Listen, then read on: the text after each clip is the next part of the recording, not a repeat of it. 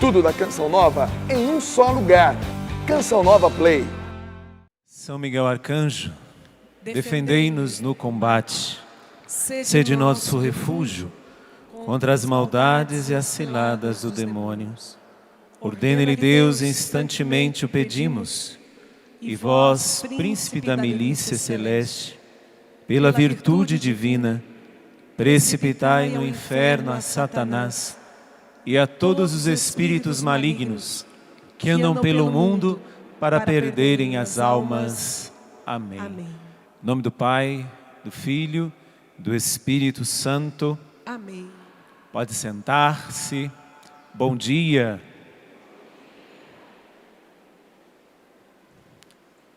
Dando continuidade ao nosso acampamento, o Senhor tem nos provocado nesses dias a não sermos apenas pessoas que pedem a intercessão, a proteção de Miguel, mas de sermos como Miguel, que proclamam quem como Deus. Eu tenho dito nas minhas colocações que a palavra Miguel não é o nome do anjo. O anjo não tem identidade. O anjo tem missão. E porque o anjo tem missão, como todos os outros anjos, como Gabriel, como Rafael, como todos os outros têm missão e não identidade, a missão Miguel é proclamar frente às batalhas que nós, filhos de Deus, vivemos, quem como Deus. Por isso que quando nós pedimos, nós não pedimos a intercessão de Miguel. Nós devemos pedir a proteção de Miguel. Porque Miguel está para me servir, está para te servir. Quem é este Deus que faz isso? Quem é este Deus que coloca os anjos ao meu e ao seu serviço? Quem é este Deus que tanto nos ama a este ponto? E podemos dizer que nos ama tanto que ao criar os anjos, cria os anjos para proteger os seus filhos. A missão de Miguel é inferior à sua identidade. Padre, o que o senhor está dizendo? Não estou dizendo nenhuma heresia. É porque nós não temos consciência do que somos, e porque não temos consciência do que somos, nos assustamos com o que eu acabei de dizer. A missão do arcanjo Miguel é inferior à minha e à sua identidade. Começo contando uma história. Dante Alighieri, um escritor do tempo medieval, que escreveu um livro chamado A Divina Comédia, diz lá, no momento, porque a Divina Comédia é como se ele contasse de forma romântica, de forma teatral, aquilo que é o inferno, o purgatório e o céu. E esse autor, num determinado momento deste livro, a Divina Comédia, coloca os arcanjos conversando entre eles.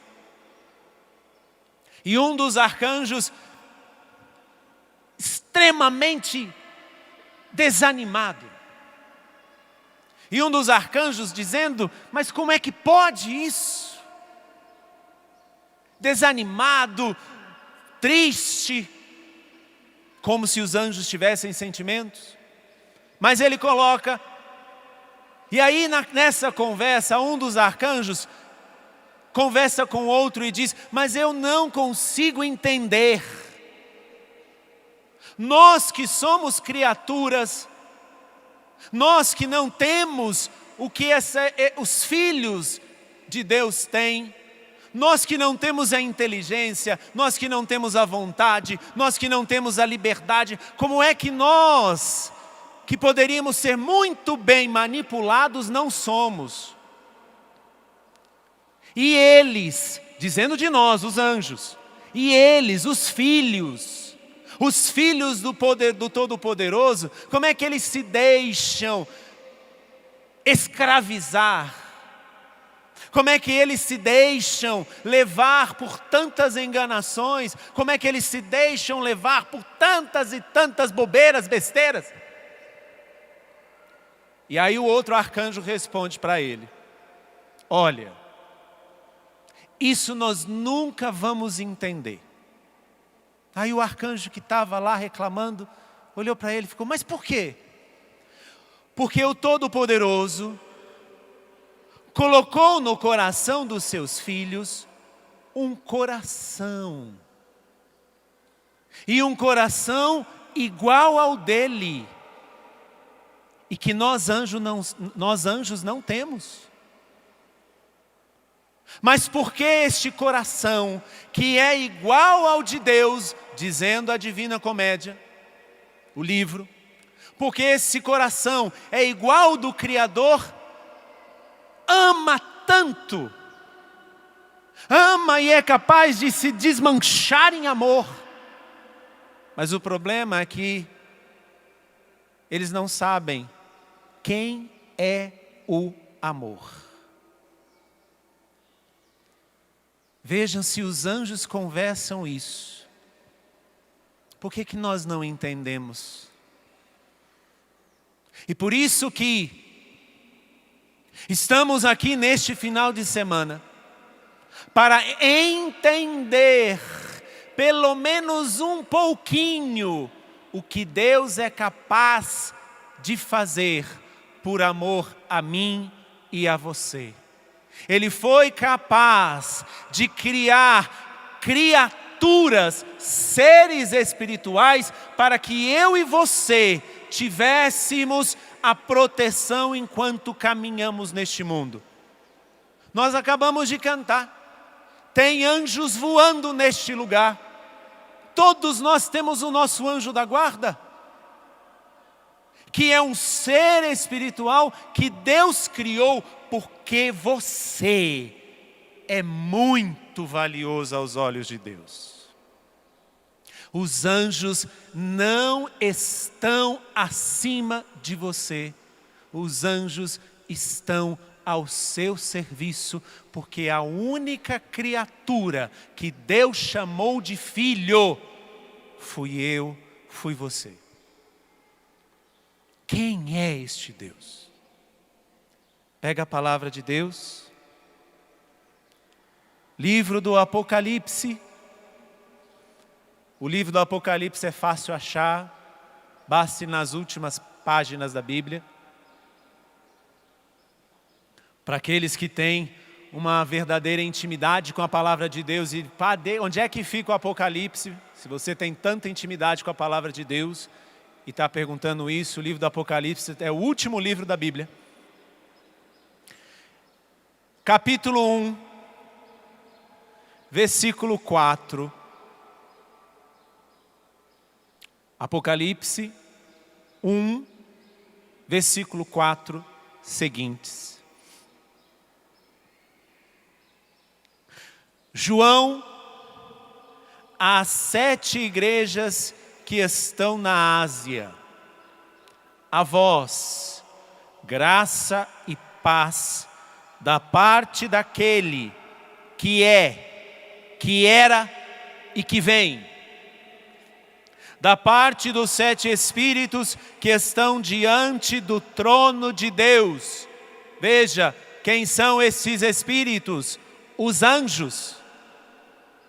E da parte de Jesus Cristo, a testemunha fiel, o primogênito dentre os mortos, o soberano dos reis da terra. Presta atenção. João está nos escrevendo, o autor do Apocalipse está nos escrevendo da parte destas pessoas: o Pai, o Filho e os anjos. Ou seja, o céu está nos escrevendo. Aquele que nos ama, que por seu sangue nos libertou dos nossos pecados e que fez de nós um reino de sacerdotes para Deus e Pai. A Ele a glória e o poder pelos séculos dos séculos. Amém.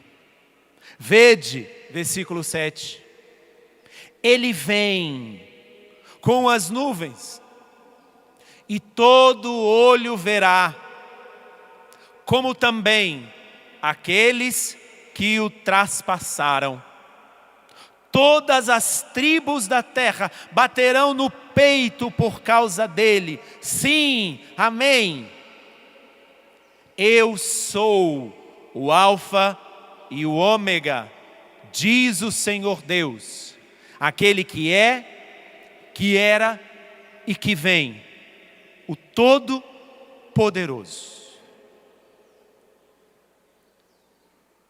João escreve o livro do Apocalipse. E muitos têm medo do livro do Apocalipse, porque é sim o livro do fim. É o livro que descreve de uma forma litúrgica, porque se nós formos prestar atenção no que o livro do Apocalipse descreve, e se nós conhecêssemos a palavra de Deus, principalmente o livro do Apocalipse, nós veríamos em cada santa missa o livro do Apocalipse sendo realizado. Porque em cada missa nós somos preparados para o fim.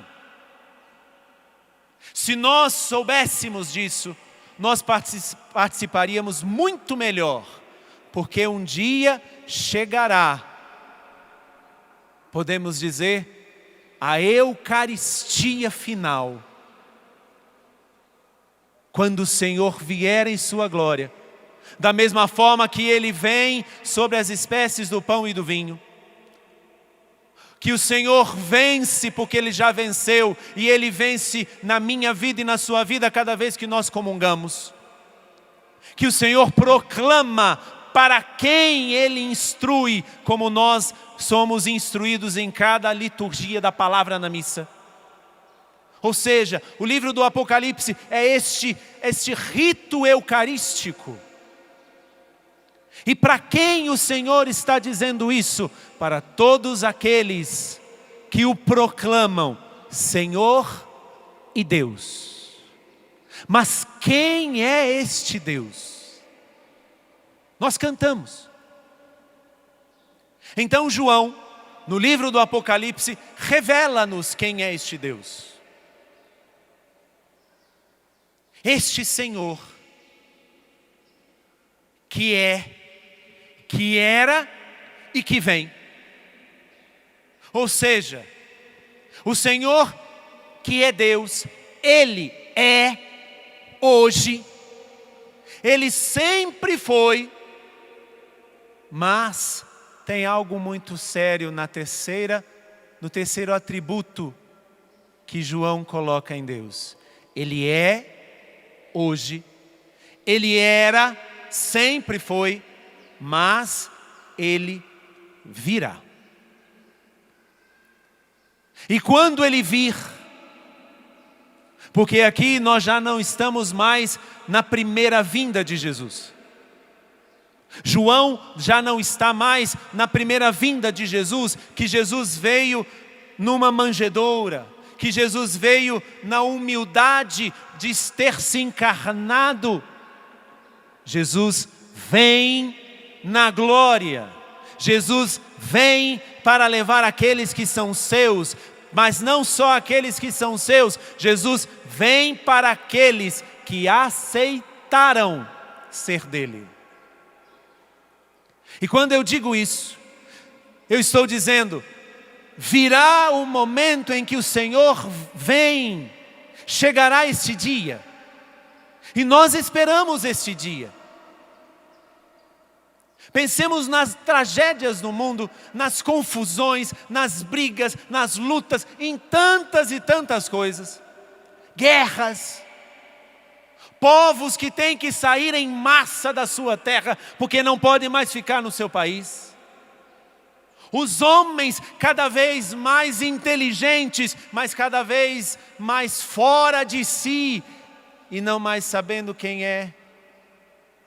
Entidades que defendem, aqui eu não estou dizendo contra.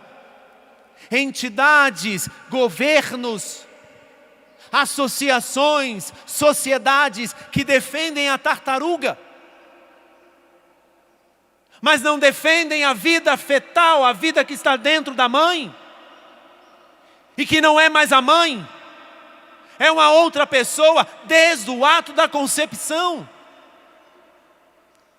Não estou dizendo para nós não defendermos a tartaruga, mas defendamos a tartaruga, mas defendamos aquele que vai defender a tartaruga, que é aquela criança que está no ventre da sua mãe. Quantas entidades, espera um pouquinho, segura a palma.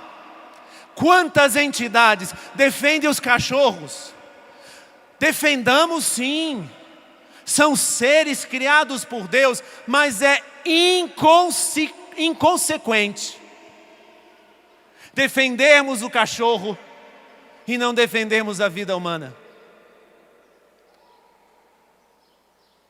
O mundo se tornou tão mercantilizado que a vida humana perde a sua dignidade e passa a ser mercantil. Você vale enquanto você tiver lucro. Papa Bento XVI, na sua encíclica Caritatis, na sua encíclica Caridade e Verdade, vai nos dizer que nós, na nossa inteligência, defendemos todas as criaturas, mas não defendemos mais a principal: eu, você e a humanidade. Veja o que estão acontecendo. O que tem acontecido em tantas e tantas discussões, se a mulher tem direito de tirar ou não o seu filho que está no seu ventre. É tão inconsequente a coisa, que a palavra usada juridicamente é descriminalização. Ou seja, algo que é crime, e é crime matar, é crime matar, então estão querendo descriminalizar alguma coisa que é crime. A palavra não é legalização do aborto. A palavra jurídica que se usa e que se estão se usando em tantas e tantas discussões, em tantas e tantas supremas cortes, inclusive no Brasil, é descriminalização. Por quê? Porque eu defendo a tartaruga, mas eu não defendo a criança. Eu defendo o cachorrinho, mas eu não defendo a criança. Eu abraço a árvore para pegar a energia da árvore, mas eu não abraço uma pessoa que vai me passar o calor humano. Minha gente, o Senhor promete e vai cumprir, e aqui eu não estou causando sensacionalismo, que isso é em outras televisões. Eu estou dizendo, o Senhor promete, Ele é, Ele era e Ele vem. Porém, Ele vem para levar aqueles que é seu, e o Senhor não quer perder ninguém. O Senhor não quer perder ninguém. Mas o verdadeiro amor também respeita a liberdade. E porque Deus não tem amor, Deus é amor, Ele respeita até o fim a liberdade dos seus filhos. Porque lembra da conversa lá dos anjos? Ele colocou no meu e no seu peito um coração que ama, e o coração que ama é livre. Ele não colocou nos anjos isso.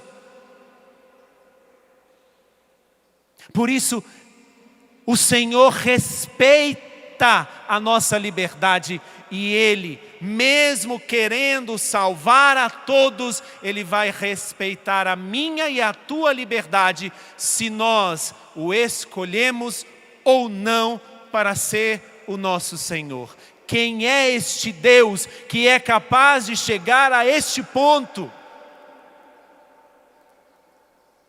Chegar a esta loucura de eu tenho poder para te salvar.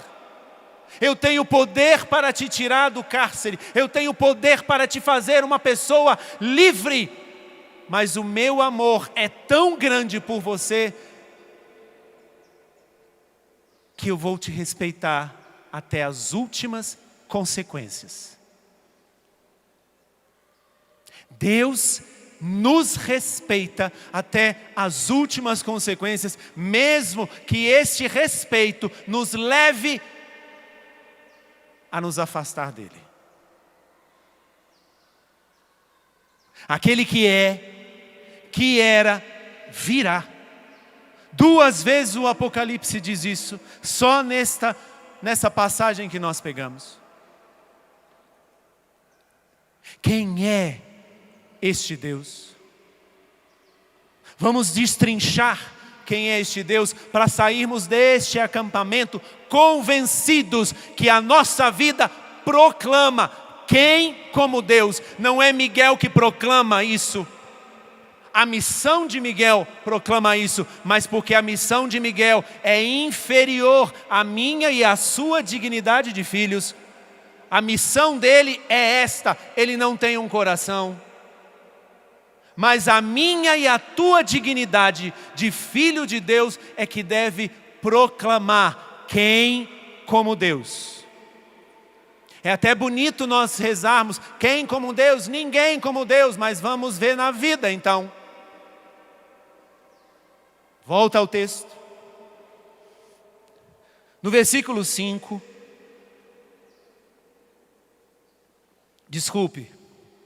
Versículo 4. A vós, graça e paz daquele que é, que era e que vem, da parte dos 7 Espíritos que estão diante do trono de Deus, e da parte de Jesus Cristo, a testemunha fiel. Quem é este Deus?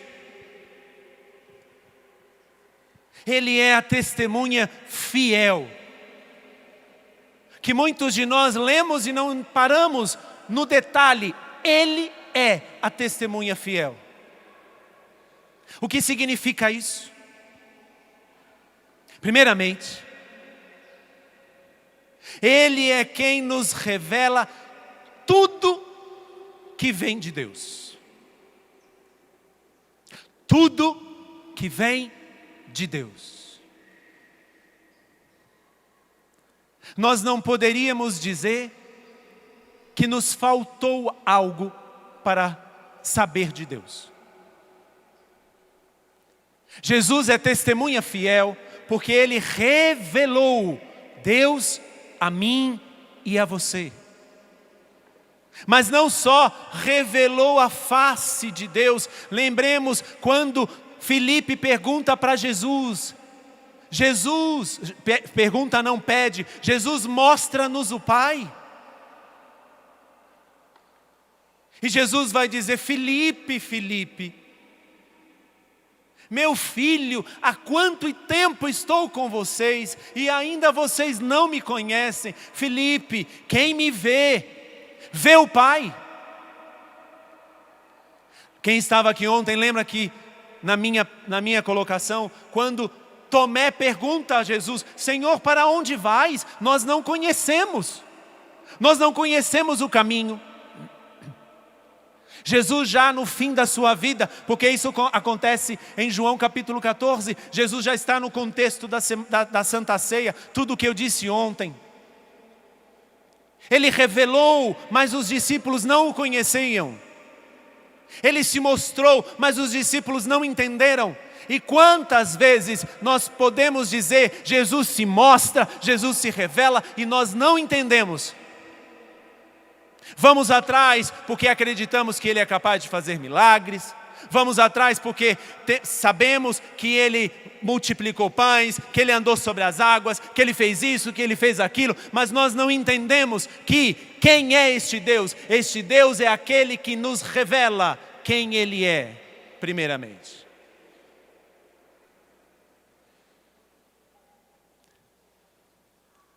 Testemunha fiel também vai dizer à igreja, o Concílio Vaticano II, em vários momentos, ratificou que Jesus é aquele que revela quem eu sou.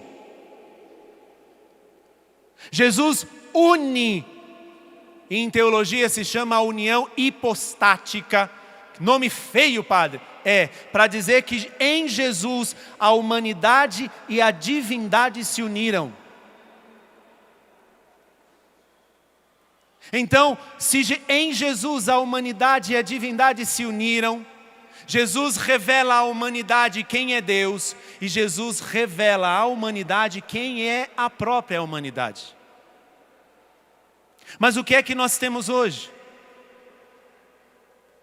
Temos hoje a criação, a tentativa da criação de uma nova antropologia. O que é isso? De uma nova visão de homem, de ser pessoa. Eu disse sexta-feira, naquilo que é chamado de ideologia de gênero, que quer criar a cultura de dar ao homem a liberdade dele dizer quem ele é. Mas não tem como o homem negar quem ele verdadeiramente é.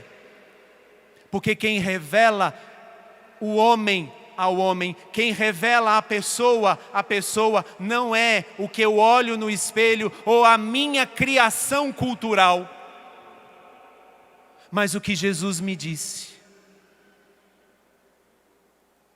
Por isso que tem tanta gente hoje em crise de identidade. A nossa crise dos nossos tempos não é uma crise de gênero.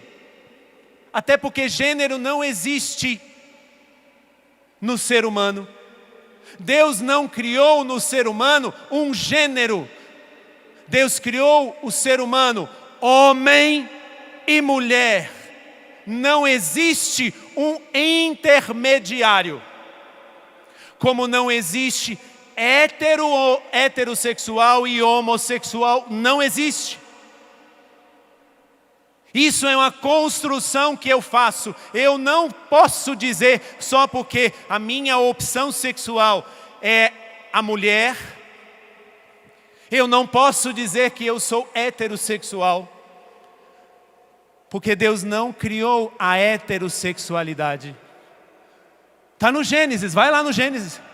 Se quiser processar, processa o autor do Gênesis. Está lá escrito. Então Deus criou homem e mulher. Homem e mulher, repete inclusive 2 vezes. Homem e mulher os criou, não é hétero e homo. Eu não sou heterossexual, eu sou homem com tudo aquilo que o homem é. Você, mulher, não é hétero nem homo, você é mulher com tudo aquilo que você é e que Deus te deu. Quer uma coisa para você entender? Hoje se busca a igualdade dos gêneros. Tem coisa que a mulher não consegue e o homem consegue. Como é que pode ser igual? E aí colocam na nossa cabeça que é uma questão cultural, uma questão para a mulher ter mais espaço. Claro, a mulher tem que ter o seu espaço, o homem tem que ter o seu espaço, mas não existe igualdade de gênero, porque quando eu falo que existe igualdade de gênero, eu estou dizendo que eu posso escolher qual gênero eu me adapto melhor. Meus irmãos, vamos entender um pouquinho de filosofia da natureza. Existem princípios imutáveis que são anteriores à minha vinda a este mundo. E se existem princípios imutáveis que são anteriores à minha vinda neste mundo, como é que eu posso dizer, bom, eu vim assim, mas agora eu quero ser assado? Não dá. Aqui eu não estou dizendo da sua opção. Porque quando você faz a sua opção, você leva a sua vida para o buraco que quiser. Mas você não pode dizer que não existiram princípios da filosofia da natureza que te criaram do jeito que você é, com tudo o que você é. Agora, se você escolheu ir para outro caminho, me desculpe. Quem nega a própria natureza, nega-se a si mesmo. E passa a ser um vazio existencial ambulante. Nunca será pleno, porque o homem só será pleno vivendo como homem, pensando como homem, escolhendo como homem.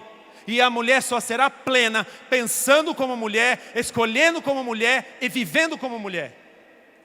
Não tem como ser diferente. Por isso que quando o Apocalipse diz que Jesus é a testemunha fiel, está dizendo, Jesus revela Deus à humanidade. Quem é este Deus? Filipe, quem me vê o Pai. Deus. E revela o homem a quem Ele é. Vejamos a história de Jesus. E vamos ver se realmente Jesus é homossexual.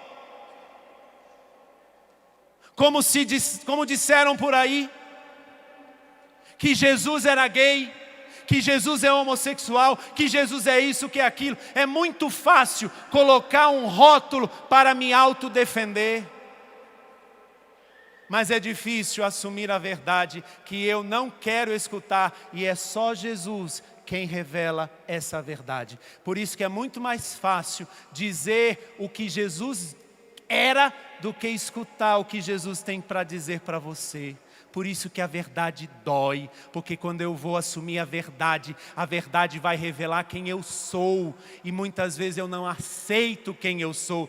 Tudo bem, você pode até aceitar quem você não é, mas você não pode negar que você é aquilo que Deus te revelou. Não tem como negar. Você pode até não aceitar, mas você não tem como negar que o que Deus te revela não é uma nova antropologia, mas você é aquilo que Ele te criou. Por isso que Ele é testemunha fiel. E quando Jesus também, como testemunha fiel, revela, como testemunha fiel, quem é este Deus? Este Deus é testemunha fiel, que revela quem eu sou, que revela quem é você, e mais, vai revelar que você tem uma origem. Você não é obra do acaso. Você não é obra do acaso, você é original em Deus. Quem te pensou não foi o teu pai e a tua mãe. Quem te pensou foi Deus. Você tem uma origem. Por isso, senhoras despeitadas, que colocam os seios de fora dizendo que tem direito ao próprio corpo. Sim, sobre o seu próprio corpo você tem todo o direito, porém sobre este corpo que está dentro de você, sendo gerado em você, não foi uma decisão sua engravidar, mas também não é uma decisão sua de tirar, porque esta criança que está dentro de você tem uma origem em Deus, não em você, querida.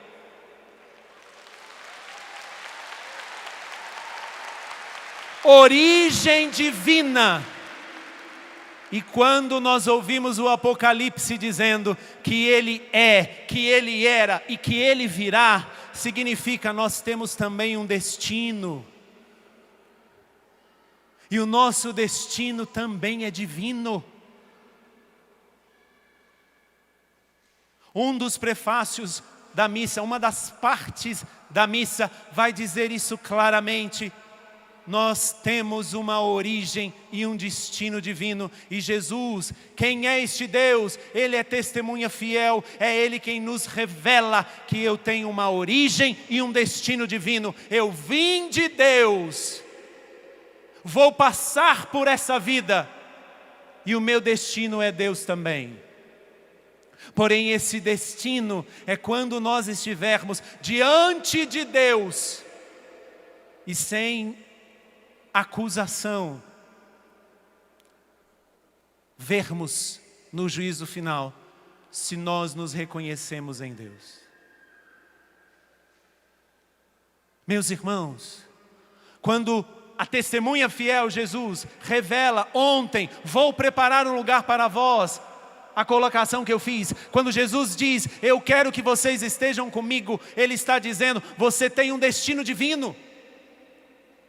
Não é uma predestinação no sentido errôneo da palavra. Não, não é que nós só temos que fazer isso. Não, é um desígnio.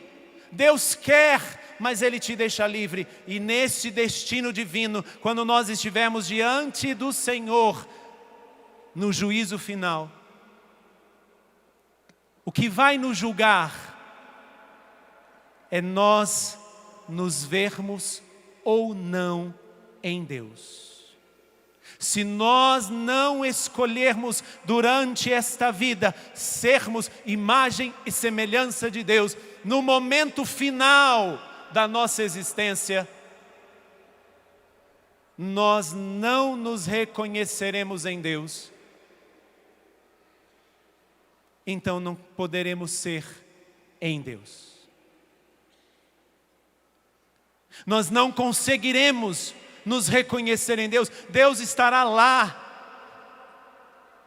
sem acusação, sem dizer absolutamente nada, mas Ele, como Ele é.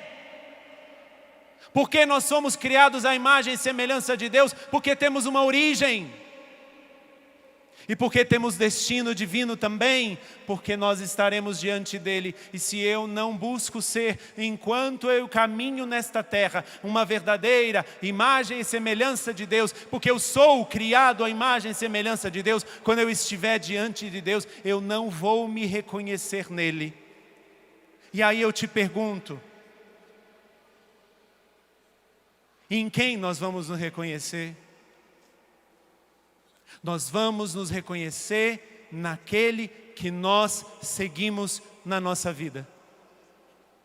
Quem seguiu a Satanás, quem seguiu as ideologias, quem seguiu a tudo isso, porque não vai estar lá na sua frente Marx, não. Não vai estar Hitler, não. Não vai estar Lenin, não. Quem vai estar lá é Jesus Cristo, o homem por inteiro. Não ser esses inventores de ideologias. Não estará lá aquele inventor da ideologia que nós seguimos na nossa vida. Não será ele que estará lá. Quem estará lá é Jesus Cristo. E se eu não seguir a Jesus Cristo, eu não vou me reconhecer em Jesus Cristo. Então eu não vou poder dar um passo em direção a Ele. Mas deixa eu te dizer, não estará Hitler lá. Não estará os fundadores do comunismo, não estará os fundadores do marxismo, não estarão lá. Quem estará lá é Jesus Cristo, porque a tua origem é divina, mas o teu destino também. E é Jesus quem nos revela isso como testemunha fiel. Mas continua o Apocalipse dizendo: é da parte de Jesus Cristo, a testemunha fiel, o primogênito dentre os mortos.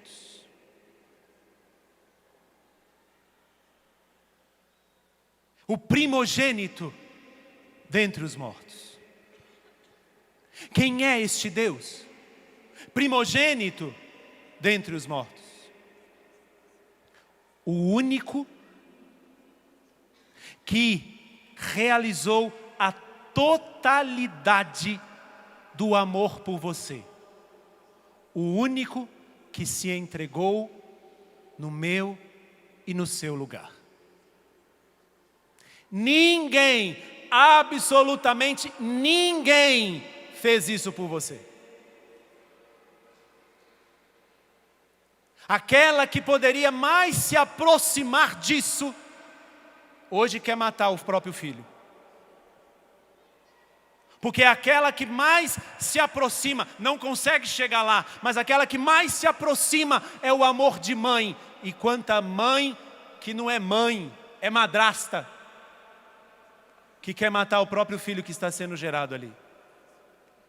No pensamento de que existe uma nova antropologia, se perde aquilo que são conceitos profundos e reais, como o da maternidade.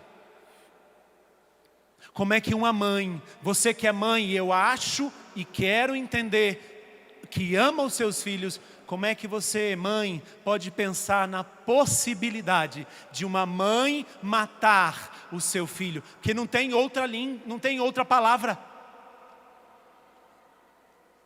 Se a palavra jurídica é descriminalização, logo é matar. E aí matar a criança que está dentro, não importa quanto tempo tenha, já não é mais você, é matar. Mas Jesus, este primogênito dentre os mortos, Ele foi a única pessoa que assumiu toda a totalidade do amor. Quem é este Deus que te ama tanto assim? Quem é este Deus que é capaz de, por amor a mim e a você, dizer: para, quem vai no lugar dele sou eu. Você pai, você mãe, com certeza faz muito para os seus filhos. Posso fazer uma coisa porca? Posso falar uma coisa nojenta? Minha mãe, ainda bem que essa hora ela vai estar na missa, ela não está assistindo essa palestra, então eu vou falar dela, claro. Mas só vou falar dela porque eu sei que ela está na missa lá na minha paróquia, de origem. A minha irmã tinha asma quando criança, bronquite. E sem ar, numa crise asmática, numa crise de bronquite, minha mãe, sem saber o que fazia com a minha irmã, bebezinha, eu não vi porque eu sou mais novo que minha irmã, eu não vi essa cena. A minha avó disse: precisa tirar a secreção do nariz dela. E minha mãe: como é que eu faço? Chupa, disse a minha avó. O amor da minha mãe pela sua filha foi capaz de fazer isso. Se você mãe, se é mãe de verdade, se você pai, se é pai de verdade, se o teu filho estiver morrendo, você é capaz de fazer inclusive isso. Só se você é pai ou mãe de verdade. Mas nem sugando, vou falar, o catarro da minha irmã, minha mãe não se assemelhou a Jesus. Porque minha mãe impediu minha irmã de morrer, mas quem colocou-se no lugar para morrer foi Jesus Cristo. Porque uma mãe, por mais que ama, quer livrar o seu filho da morte. Um pai, por mais que ama, quer livrar o filho da morte, mas quer ficar com ele. Um pai e uma mãe de verdade não é capaz de morrer no lugar do filho, mas Jesus, na totalidade do amor, não tirou somente o catarro que impedia a nossa respiração. Coisa nojenta, né? Mas ou era tirar ou a minha irmã ia morrer. E minha mãe tirou. Depois, quando eu soube dessa história, eu perguntei que gosto tem. Sabe qual foi a resposta da minha mãe? O gosto do amor. Olha que lindo. Ela não viu o que era, nem que gosto tinha, mas ela, impulsionada no seu ato de amar, ela fez isso. Mas volta a dizer, nem isto é capaz de chegar no que Jesus fez por mim e por você. Nem isso. Ele é o primogênito dentre os mortos, porque Ele realiza a totalidade do amor por mim e por você. Quem é este Deus capaz de fazer isso? É aquele que muitos de nós ainda não o seguimos, porque muitos de nós ainda não o conhecemos. E por isso que seguimos ideologias, por isso que seguimos pessoas. Não, este é capaz de fazer isso por você. Te pergunto, quem é que seria capaz, não de tirar somente a secreção do seu nariz, mas quem é que seria capaz de dizer, deixa ele viver e quem vai no lugar sou eu.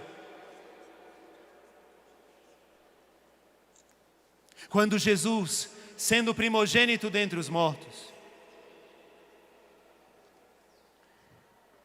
Ele realiza também a plena comunhão comigo e com você.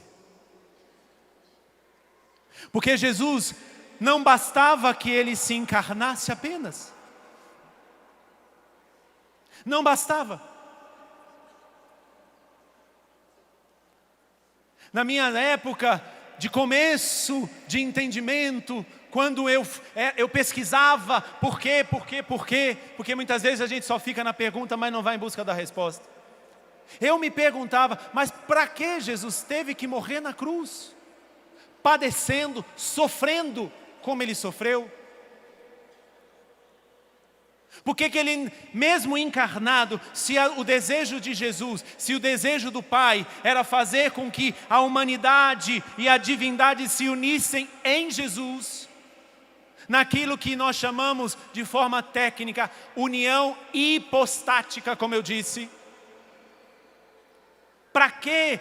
Por que Jesus não morreu como velhinho, de morte natural?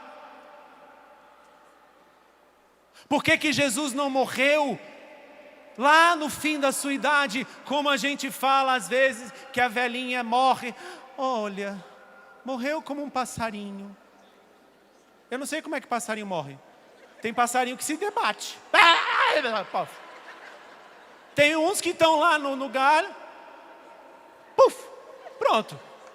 Depende do grau da morte do passarinho. E a gente fala, olha, morreu como um passarinho.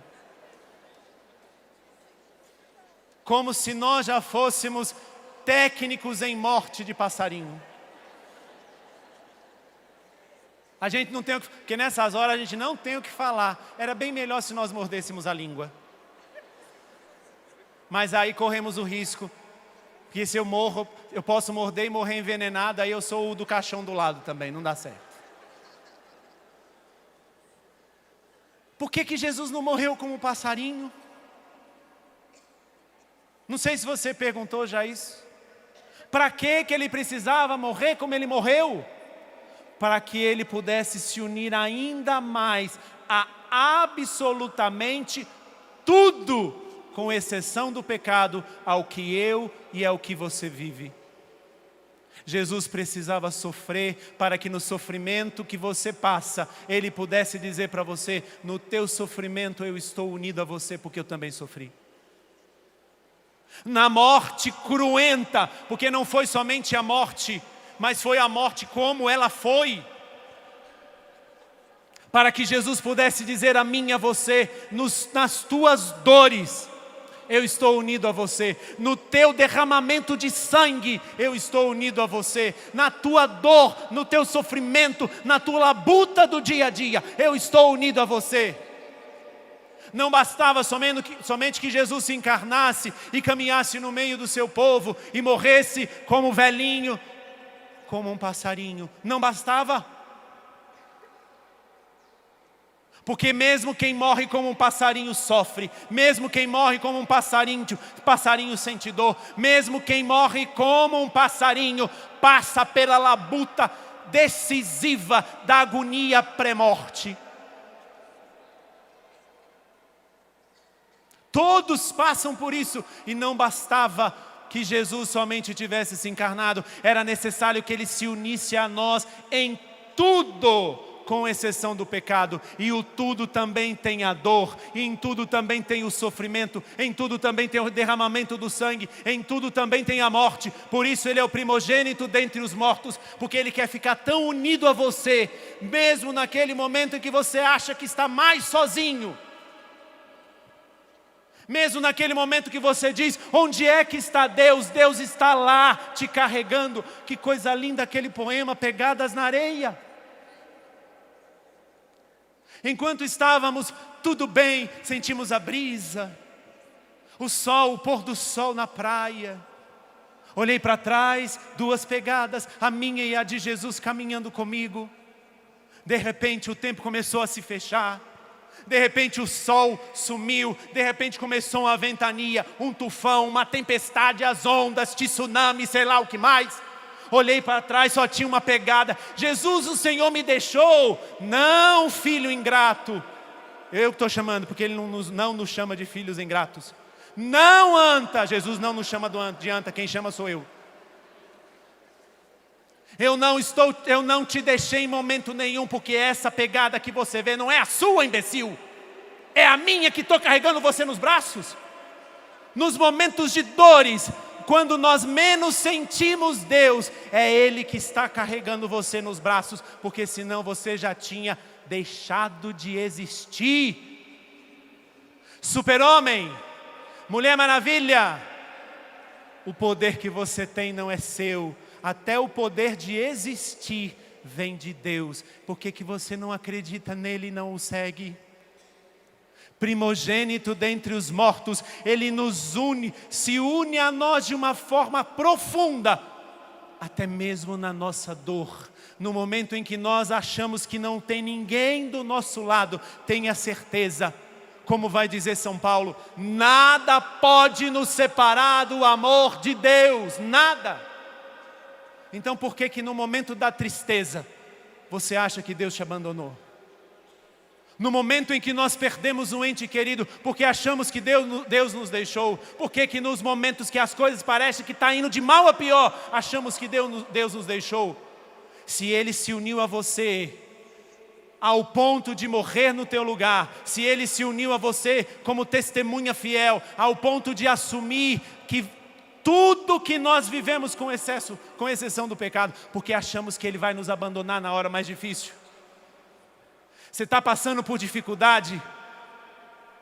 Se você está passando por qualquer que seja a dificuldade, a tristeza, o sofrimento, a depressão, se você está deitado numa cama, levante-se, porque Jesus está com você aí do lado, treinando você para levantar. Mas Ele está te respeitando. Então quando você acha que só existe a tua pegada, a tua marca na areia, não seja enganado pelo demônio, não seja enganado por Satanás, porque quem está caminhando não é você não, quem está carregando é Jesus te carregando. Ele é o primogênito dentre os mortos. Se Ele morreu em primeiro lugar para que eu tivesse vida, por que você acha que Ele iria me abandonar? Ah, padre, porque eu não sinto. E quem disse que precisa sentir para dizer? Quem disse que precisa sentir para dizer? Vou dizer uma coisa. Está vendo esse lugar? Está vendo? Isso aqui era um pântano. Aqui era um pântano, um alagado, antes de ser construído esse centro maravilhoso. Você está vendo o pântano? Está vendo? Olha para o chão. Está vendo as pererecas? Está pulando no seu pé?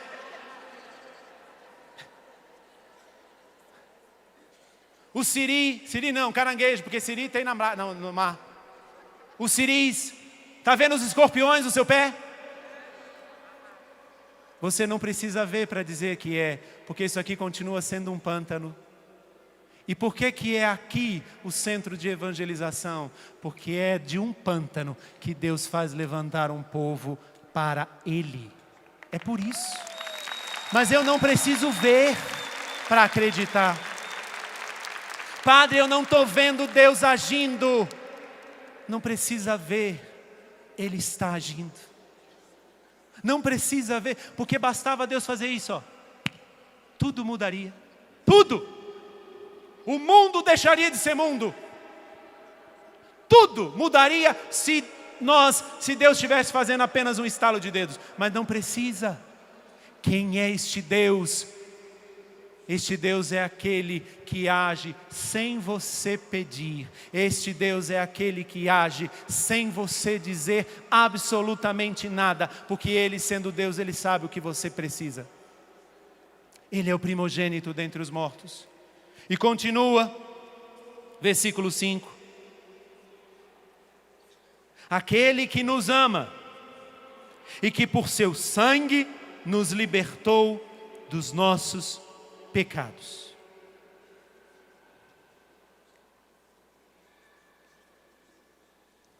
Se você não sabe, Jesus não derramou um pouquinho do seu sangue por mim e por você.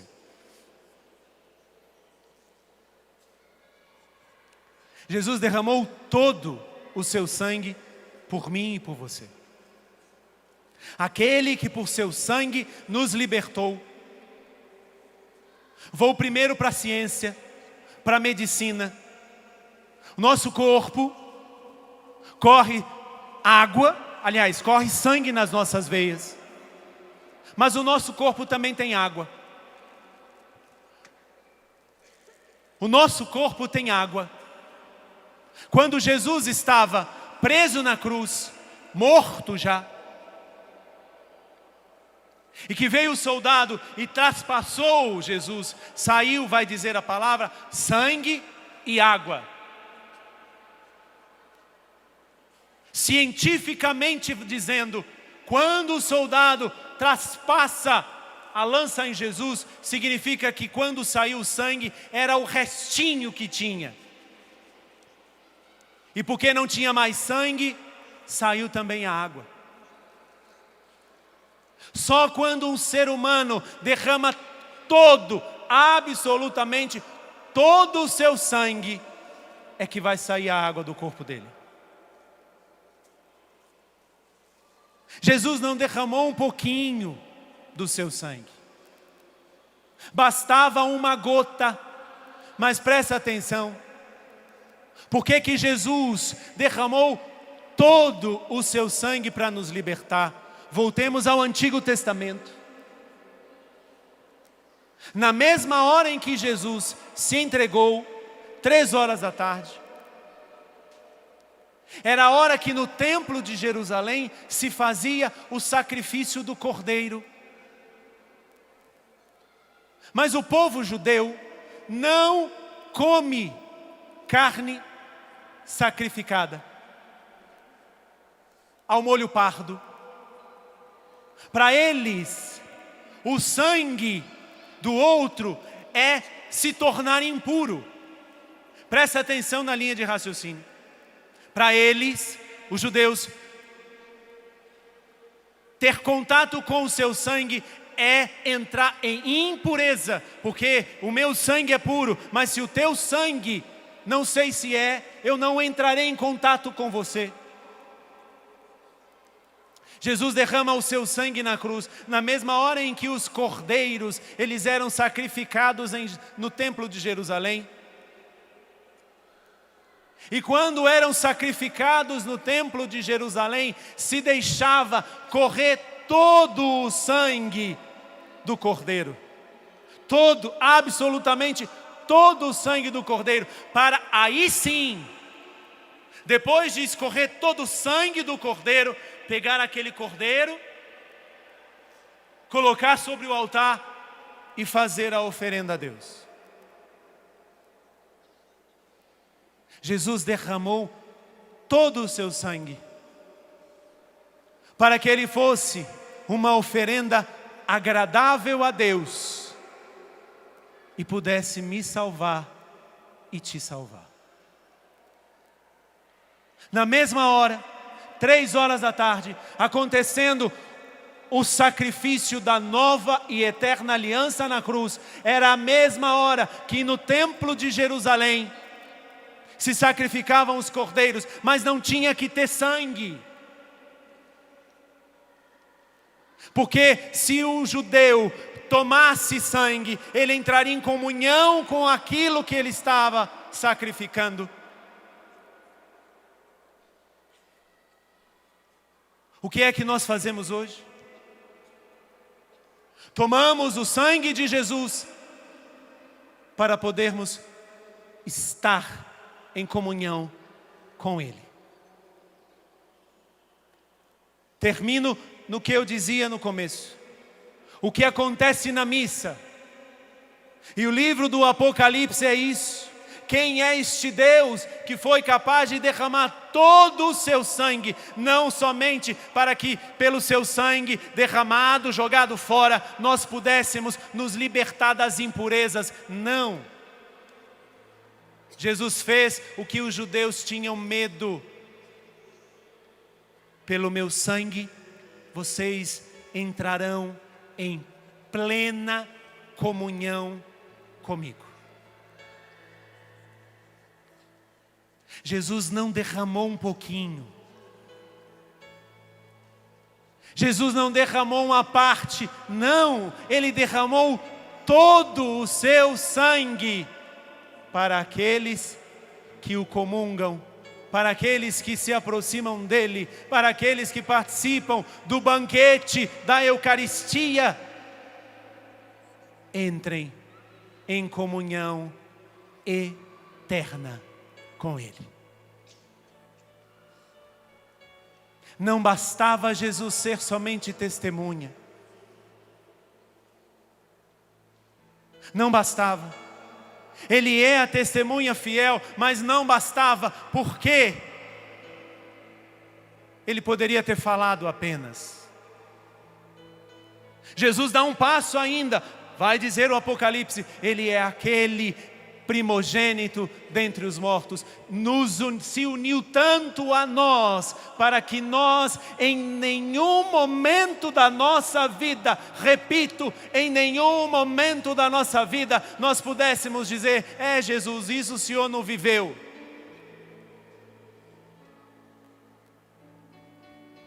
Ele se uniu a nós como primogênito dentre os mortos, a tudo que nós somos, com exceção do pecado. Mas não bastava somente essa união. Ele precisava da minha e da sua resposta. E a minha e a sua resposta não vem pelo nosso próprio sacrifício, mas vem pelo sacrifício dele. Ele derrama todo, absolutamente todo o seu sangue. E diz, pelo meu sangue, você entra em comunhão comigo.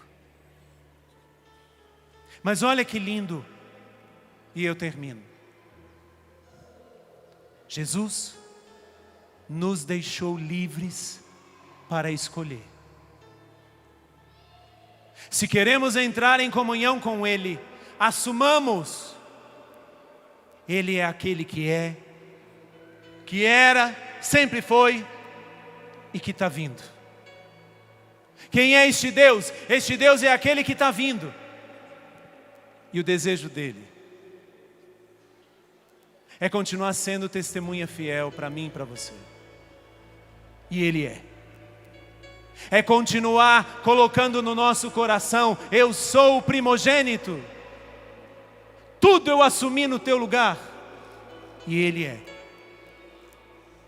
E eu derramei todo o meu sangue para que você não tivesse apenas vida, mas para que você entrasse em comunhão comigo. Porque quando você entra em comunhão comigo, deixa eu te dizer uma coisa, Satanás é derrotado. O mal é derrotado. Por quê? Jesus não compactua com o mal. qual vida você escolhe? A de estar em plena comunhão com Jesus? Ou aquela ainda de permanecer andando nessa vida de forma à toa? Quem é este Deus? Vamos ficar em pé?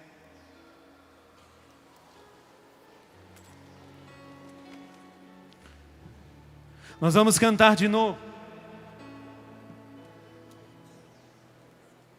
E daqui a pouquinho Jesus vai entrar aqui neste centro de evangelização. E aquele que se revelou a nós agora, nós estaremos adorando a Ele. Mas antes disso, antes dele chegar, dê a sua resposta. Quem é este Deus? Cante. Quem é esse Deus para se entregar assim em nossas mãos? Quem é este Deus? Quem é este Deus que chora nossa dor como uma mãe? Quem é este Deus? Quem é esse Deus que pela sua morte vida nos dá? Quem é esse Deus? Quem é esse Deus para nos abrir as portas do seu céu? Quem é esse Deus? Quem é esse Deus para nos amar assim? Quem é este Deus? Quem então é Deus para nos amar assim? Coloca a mão no seu coração, espera um pouquinho.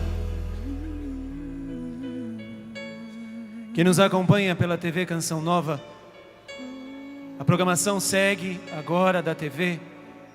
Deus abençoe você e na sua vida responda: quem é este Deus? E nós que ficamos, você aqui, feche os teus olhos